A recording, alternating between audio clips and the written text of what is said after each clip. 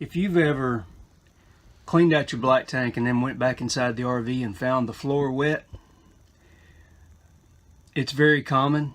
Don't freak out, but you got to fix the problem. And I'm going to show you what device has failed, what part to use possibly to replace it with, and then we'll just kind of talk about why in the world they would put that part where they put it. In my RV, they put the vacuum breaker under the sink.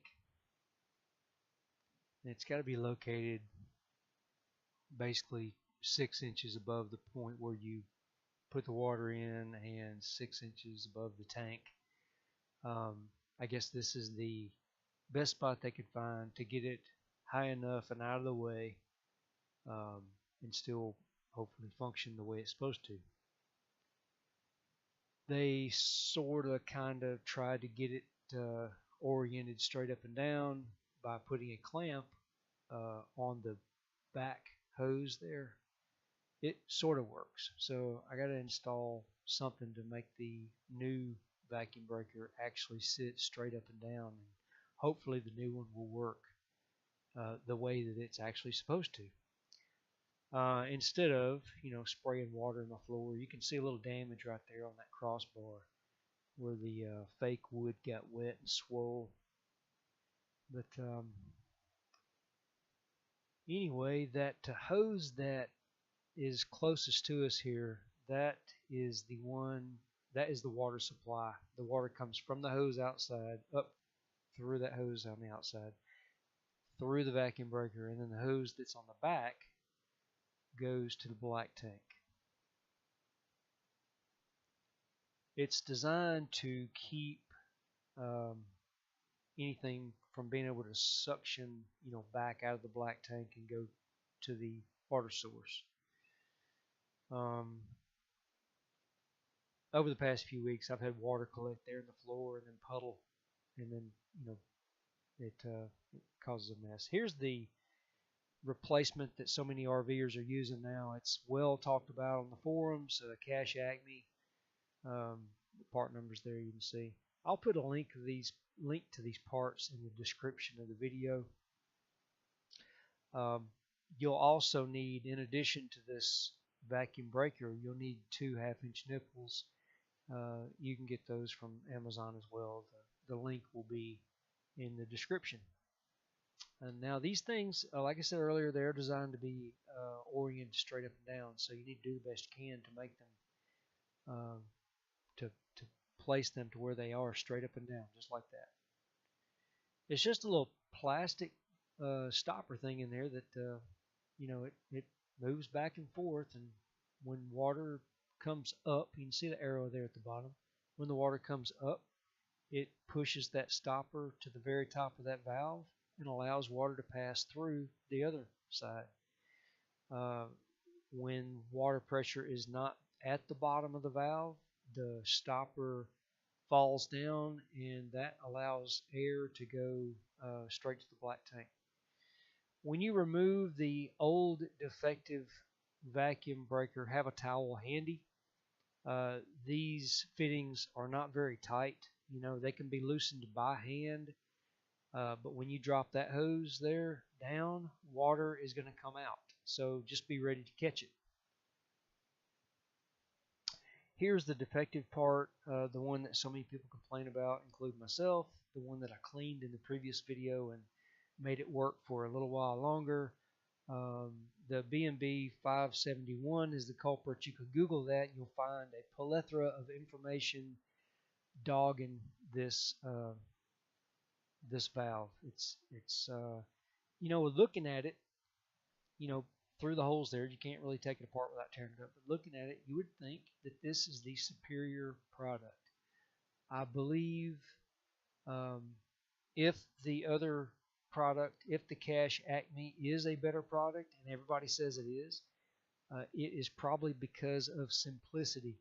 This B&B valve has too many moving parts, check valves, springs, balls, looking like, just trying to look in there and see what's going on. But in my opinion, so many moving parts and a little bit of debris that was in there uh, is probably the reason this device failed. I don't so much blame it on the device um, because I believe if it were clean, it probably would not fail. But how are you going to keep it clean? Now we need to install the 1/2 inch nipples into the new vacuum breaker. Whenever you're installing something like this, you need to either use a little Teflon tape. You can get that from the plumbing aisle, plumbing aisle in Walmart or a hardware store, or I'm using this Loctite 567. It's a thread sealant, probably even some kind of pipe dope. Anything that is designed for things like that, to seal threads would work just fine. I didn't go buy that. It's just stuff I had laying around. If I had Teflon tape, I'd be using Teflon tape. Uh, this is just, how much you need to use. You really don't have to gob it on there. You just fill in the gap in the threads. A lot of that is actually going to squeeze out when you install this nipple into the vacuum breaker. One of the tricks, about Teflon tape is you need to wrap it the right way. Wrap it on this way.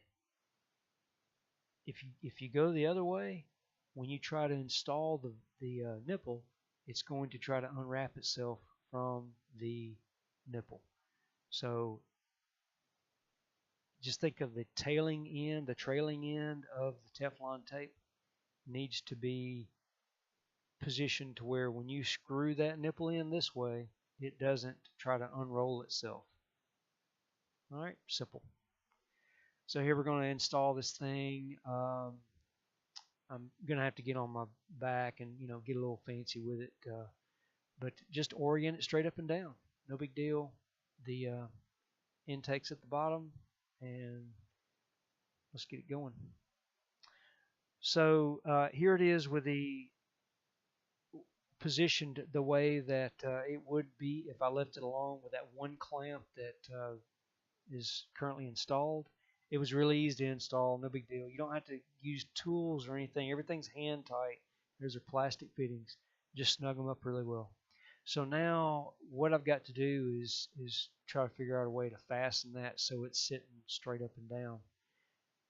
And I believe the answer is going to be probably some cable ties, because that's Luann. That piece of plywood there is seriously, it's really thin. I really don't want to fasten anything to it, so I'm just going to strap the bottom of the intake hose to this drain pipe, and that's going to work just fine. If you look up there at the top, it's the vacuum breaker is straight up and down where it needs to be. So here we go, strapped in. It's solid. It's not going anywhere. Everything's straight up and down. It should work just fine like that. All right, and I've got the cable ties in a position on the drain pipe where they can't slide down the drain pipe. So everything is positioned to where nothing should be moving around. Which, if I need to remove these things, I can just cut them. It's no big deal. They come off easily. All right, so now only thing left is do a little test and see if the water is going to spray out of the vacuum breaker. So I've set the camera up on a short little tripod, put some light in there, and I'm going to go outside and turn the water on, and we'll see how things go.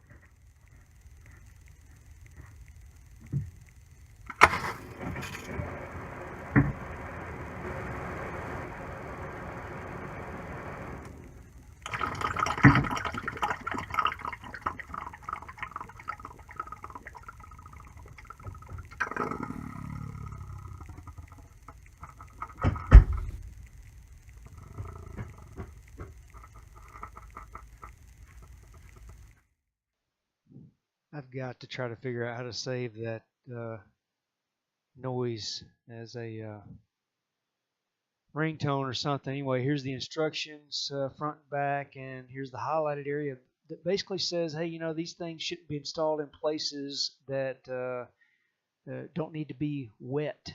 they're going to leak. So why in the world the RV industry sticks these inside? I don't know. I mean, I don't.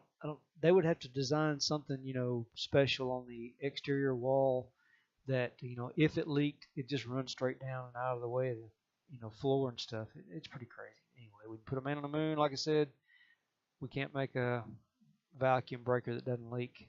But anyhow, if you need these parts, there's links down in the description. If you appreciate what you see, please like and subscribe.